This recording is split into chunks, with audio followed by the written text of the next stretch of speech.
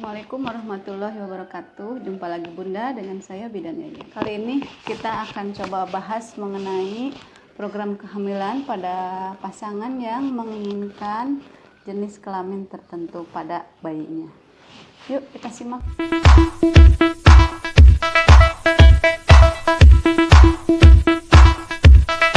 Saya kedatangan pasien yang membuka alat kontrasepsinya karena ingin hamil lagi anak kedua. Ketika saya tanya, kira-kira kalau hamil lagi inginnya anaknya perempuan atau laki-laki?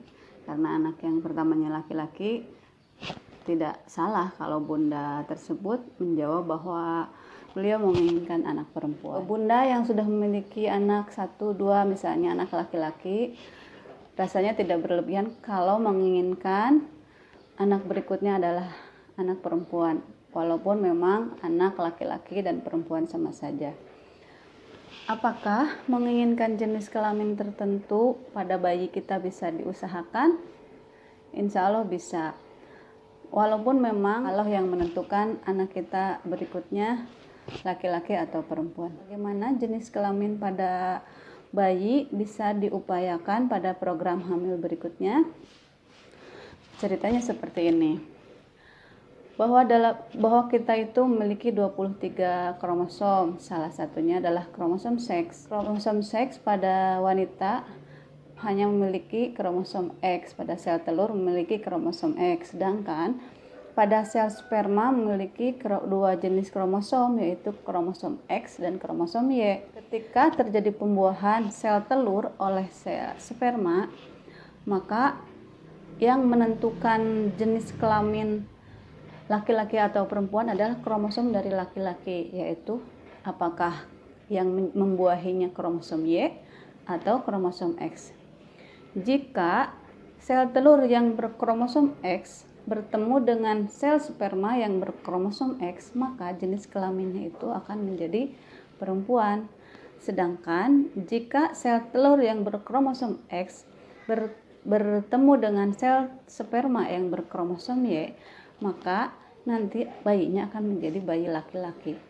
Jadi yang menentukan laki-laki atau perempuannya adalah kromosom dari sel sperma itu, apakah yang membuahinya kromosom X atau kromosom Y. Bagaimana kita sebagai pasangan suami istri bisa menentukan, bisa mengupayakan agar jenis kelamin tertentu.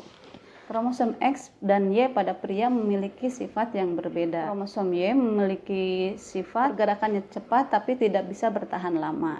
Sedangkan kromosom X yang nantinya akan menjadi bayi perempuan memiliki sifat pergerakannya lambat tapi daya tahannya lama. Dari kedua sifat kromosom pria tersebut, kita bisa mengupayakan kapan waktunya berhubungan.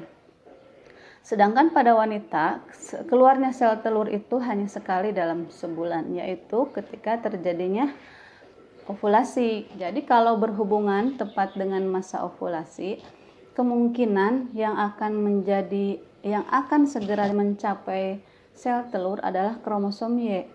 Karena kromosom Y tadi memiliki sifat pergerakannya cepat. Jadi kromosom Y tersebut akan bergerak dengan cepat menuju sel telur yang baru saja keluar dan terjadi pembuahan. Sedangkan jika berhubungan terjadi beberapa hari sebelum ovulasi atau beberapa hari setelah ovulasi, kemungkinan yang akan mencapai sel telur adalah kromosom X.